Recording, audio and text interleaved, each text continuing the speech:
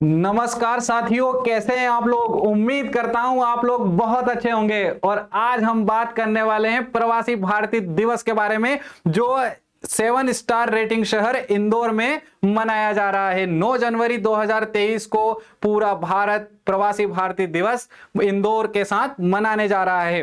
तो हम टैगलाइन के साथ शुरुआत करते हैं, स्वच्छता का आनंद लीजिए आप इंदौर में हैं। तो हम जानेंगे कि क्यों मनाते हैं प्रवासी भारतीय दिवस, क्या है इसके कारण और क्यों किसे कहते हैं प्रवासी। चलिए आगे बढ़ते हैं। तो यहां हम इतिहास की बात करेंगे तो 1998 में परमाणु परीक्षण हमारे द्वारा अटल जी की सरकार में किए गए थे।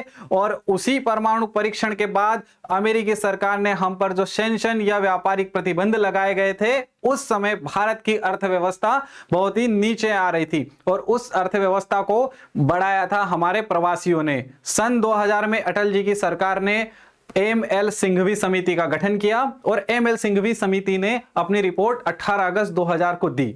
जब उन्होंने अपनी रिपोर्ट दी तो अपनी रिपोर्ट में उन्होंने एक प्रवासी भारतीय दिवस मनाने की सिफारिश की गई। तो इसी के रिपोर्ट के आधार पर उन सिफारिश को पूरी करते हुए अटल जी ने 9 जनवरी 2003 को पहला प्रवासी भारतीय दिवस मनाया गया। 2015 तक यह प्रत्येक वर्ष मनाया जा रहा था। फिर 2016 से 2023 तक इसे प्रत्येक 2 वर्षों में मनाया जाना चिन्हित किया गया।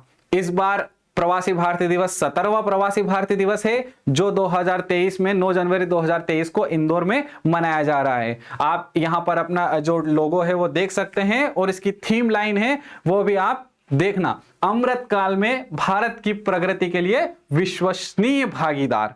हमारे जो दूसरे देश हैं उनको चिन्हित किया गया है, उन लोगों को जो हमारे देश में के नागरिक हैं या हमारे देश से जुड़े हुए हैं, भारतवंशी हैं और वो हमारे देश में लगातार हमसे जुड़कर हमारी संस्कृति देश को बढ़ावा दे रहे हैं। तो हम बात करते हैं प्रवासी। यहाँ पर आप देख पा रहे हैं द्रौपदी मुर्मू जी जो हमारी राष्ट्रपति हैं और नरेंद्र मोदी जी हमारे प्रधानमंत्री हैं। यह प्रवासियों आने वाले प्रवासियों का स्वागत कर रहे हैं और समाप्ति पर द्रौपदी मुर्मू जी एक जो सम्मान है उनका करेंगी और पुरस्कार वितरण करेंगी। तो अब प्रश्न आता है कि प्रवासी किसे कहते हैं। समझिए, प्रवासी वे नागरिक, वे लोग होते हैं जो दूसरे देशों में निवास करते हैं, है ना। इन्हें 3 श्रेणी में वर्गीकृत किया गया है। NRI, non resident Indian, PIO, person of Indian origin और OCI, overseas citizen of India. NRI क्या होते हैं? एनआरआई वे लोग होते हैं जो बेहतर शिक्षा, स्वास्थ्य या किसी अन्य कारण से विदेशों में जाकर रहते हैं। ठीक है, 6 महीने से ज्यादा अगर वो विदेशों में रह रहे हैं तो उन्हें एनआरआई कहेंगे। अगर मैं कहीं मीटिंग में जा रहा हूं विदेश में और वहां पर रह रहा हूं 1 दिन 2 दिन, तो मैं एनआरआई नहीं कहूंगा। आपको 6 महीने से ज्यादा वहां पर रहना पड़ता है। ये लोग भारत में इलेक्शन जब होते हैं तो वोटिंग भी कर सकते हैं और इलेक्शन में पार्टिसिपेट भी कर सकते हैं। फिर आगे बात करते हैं हम ओसीआई की। पीआईओ का सम्मेलन ओसीआई में कर दिया गया। ये दोनों क्या होते हैं? तो यह ओवरसीज सिटीजन ऑफ इंडिया।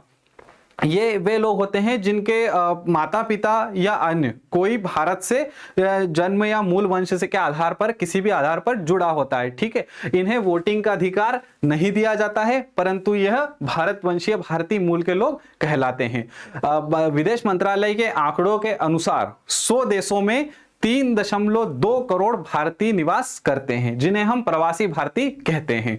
अगर हम जो इंदौर में होने वाले कन्वेंशन की बात करें, जो अभी हो रहा है प्रवासी भारतीय दिवस का आयोजन, उसमें 70 देशों के 3200 से ज्यादा भारतवंशी शामिल होने वाले हैं और इंदौर का स्वागत जो है वो देखते ही बन रहा है। ब्रिलियंट कन्वेंशन सेंटर में इसका आयोजन किया गया है। इसके लिए एयरपोर्ट से लेकर एनआरआई जो है उनके निवास स्थान तक बहुत ही खतरनाक जो व्यवस्थाएं की गई है। एसपीजी, कलेक्टर, पुलिस फोर्स आदि सभी राज्य और केंद्र के जो है अधिकारी और इनको लगाया गया है ताकि आने वाले एनआरआईओं को कोई भी असुविधाएं नहीं हो। इसका आयोजन कौन करता है? तो जो प्रवासी भारतीय दिवस है इसका आयोजन विदेश मंत्रालय, राज्य सरकार, फिक्की और उद्योग निकाय परिसंघ आदि मिलकर करते हैं, है ना। ये सभी जो हैं इनका आयोजन करते हैं और इसको सेलिब्रेट करते हैं। इससे इंदौर को आप यहाँ देख सकते हैं, रजवाड़ा आदि किस तरह से पूरी तरह से सजाए गए हैं। ऐसा लग रहा है कि दिवाली या कोई बड़ा त्योहार मनाया जा रहा है। चलिए आगे देखते हैं, तो मध्य प्रदेश को इससे क्या फायदा है। अगर मध्य प्रदेश को क्या चाहिए इस जो प्रवासी भारतीय दिवस का सेलिब्रेशन हो रहा है, तो हम ओडीओपी की ब्रांडिंग कर रहे हैं। ODOP, one district one product. Madhya Pradesh में जो जिले हैं उनके हर एक डिस्ट्रिक्ट में हर एक प्रोडक्ट को चिन्हित किया गया है, उनकी हम ब्रांडिंग कर रहे हैं, चाहे वो हमारी पन्ना की आंवला कैंडी, रतलामी सेव या हमारे संतरे आदि हो गए। हमने 9000 किट तैयार करी हैं और हर एक किट हम आने वाले हर एक हमारे प्रवासी जो भारतीय हैं उन्हें हम देंगे और उनका स्वागत करेंगे। जिस तरह से आप यहाँ देख पा रहे हैं, बांस और जूट का बैग एक तैयार किया गया है, ये लैपटॉप बैग है और यहाँ पर बाघ प्रिंट का बना हुआ गमछा जिसको हमारे जीआई टैग भी मिला हुआ है। और यह भारत का पहला इस तरह का प्रोडक्ट जो है तैयार किया गया है। ठीक है, आगे हम बात करते हैं, तो जीआईएस। जीआईएस क्या होता है? Global investment summit. 7वीं ग्लोबल इन्वेस्टमेंट समिट हम आयोजित कर रहे हैं, जो 11 और 12 जनवरी को आयोजित की जाएगी। जैसे ही हमारा प्रवासी भारतीय दिवस का सेलिब्रेशन होगा, उसके जस्ट बाद 11-12 जनवरी को जो ग्लोबल इन्वेस्टमेंट समिट है वो आयोजन की जाएगी। हमने अभी तक 17 लाख करोड़ के एमओयू साइन किए हैं, परंतु धरातल पर केवल 1.5 लाख करोड़ के ही उतर पाए हैं। इसको हम आगे और 55,000 करोड़ के इस बार एमओयू आने की पूरी संभावनाएं हैं। ठीक है, तो जिससे हमारे उद्योग और रोजगार को बढ़ावा मिलेगा। एक आंकड़े के अनुसार 2.5 लाख रोजगार ग्लोबल इन्वेस्टमेंट समिट के द्वारा जो हमारे यहाँ पर उद्योग प्रतिस्थापित किए गए हैं, स्थापित किए गए हैं, उनके द्वारा रोजगार प्राप्त किया गया है। आगे बढ़ते हैं, तो हम देखेंगे इंदौरी फूड की हम ब्रांडिंग करेंगे। हमारे इंदौर जो है खाने के लिए बहुत ही ज्यादा फेमस है, आपको पता है, चाहे छप्पन दुकान हो गई या रबड़ी हो गई या इंदौर के पोहे जलेबी हो गई, तो हम इनकी सबकी ब्रांडिंग कर रहे हैं। दाल बाटी चूरमा हम हमारे विदेशियों का जो प्रवासी भारतीय हमारे हैं आ रहे हैं उनको हम खिला रहे हैं। आगे हम बात करेंगे, तो सुपर कॉरिडोर जो हमारा इंदौर में बन रहा है उसमें हमारे मुख्य अतिथि हैं वो भ्रमण के लिए जाएंगे भी, और पीथमपुर ऑटो क्लस्टर में भी हमारे मुख्य अतिथि को हम लेके जा रहे हैं। हम एयर कनेक्टिविटी इन देशों से बना रहे हैं। हमारे जो इंदौर या हमारे मध्य प्रदेश के शहर हैं उसका विदेशों से किस प्रकार से कनेक्टिविटी बढ़े, वो हम यहाँ पर हमारे जो आने वाले प्रवासी है उनसे संपर्क करके जो संबंध है स्थापित कर रहे हैं। मेट्रो प्रोजेक्ट ब्रिटेन की तर्ज पर, ट्रैफिक कंट्रोल या हमारे जो रुके हुए प्रोजेक्ट है उनको हम उनसे करके आगे बढ़ा रहे हैं। फिल्म जगत की बात करें तो फिल्म के लिए मध्य प्रदेश जो है काफी सुटेबल राज्य है, और यहाँ पर एक जो अभी प्रवासी भारतीयों के जो योगदान है उसमें एक फिल्म का आयोजन किया जाएगा जिसमें 70 तस्वीरें लगाई गई है।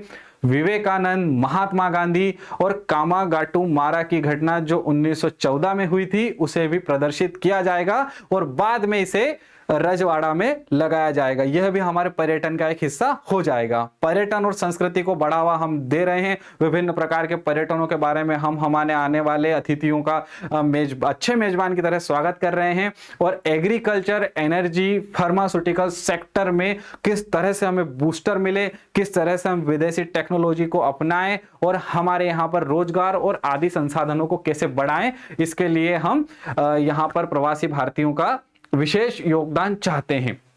आगे बात करते हैं, प्रवासी भारतीय किस प्रकार से हमारी मदद करते हैं हमने जाना। अब हम बात करते हैं, तो भारत और विदेश के बीच में एक पुल का काम प्रवासी भारतीय करते हैं। यह विदेशों में काम करते हैं, वहां का खाते हैं, वहां का पीते हैं और वहां से आने वाले पैसे, सीधे पैसे भारत में ट्रांसफर कर देते हैं।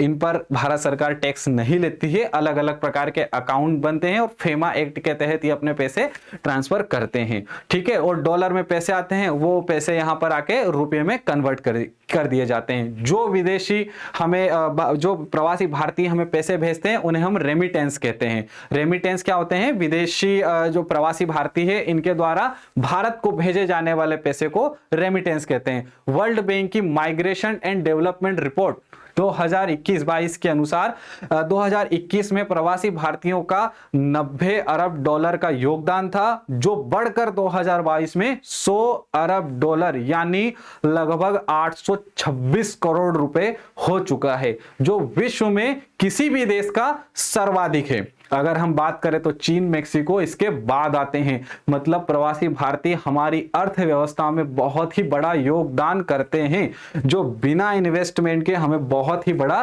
रिटर्न दे रहे हैं। आज केरल, बिहार, मध्य प्रदेश के कई प्रवासी लोग हैं जो विदेशों में रह रहे हैं। यूएसए, यूएई, आपका मलेशिया हो गया, जापान हो गया, जर्मनी हो गया, इनमें सबसे ज्यादा हमारे प्रवासी भारतीय निवास करते हैं।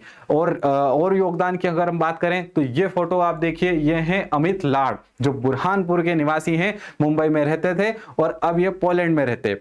इन्होंने रूस और यूक्रेन युद्ध के बीच किस तरह से भारतीय नागरिकों की मदद करी वो बहुत ही सराहनीय है।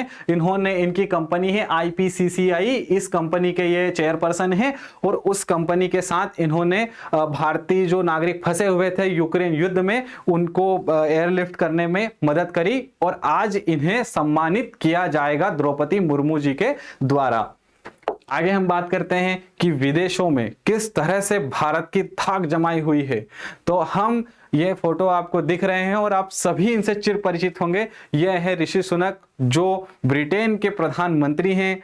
इन्हें कौन नहीं जानता। आगे हम बात करेंगे सूरीनाम के जो चंद्रिका प्रसाद संतोखी हैं, मोहम्मद अली इरफान जो हमारे मुख्य अतिथि और विशेष अतिथि दोनों हैं, और आगे आपको दिख रहा होगा कि कमला हैरिस और जॉय बाइडेन जो हैं, यह अमेरिका के उपराष्ट्रपति कमला हैरिस भारतीय मूल की हैं। अगर हम टॉप CEOs की बात करें तो हमारे पास सत्यकांत नडेला हैं, माइक्रोसॉफ्ट के अजय पाल सिंह बंगा जो हैं वो हैं, फिर IBM के, एडोब के हमारे CEO जो हमारे भारतवंशी हैं। देखिए IBM के, माइक्रोसॉफ्ट के और सुंदर पिचाई।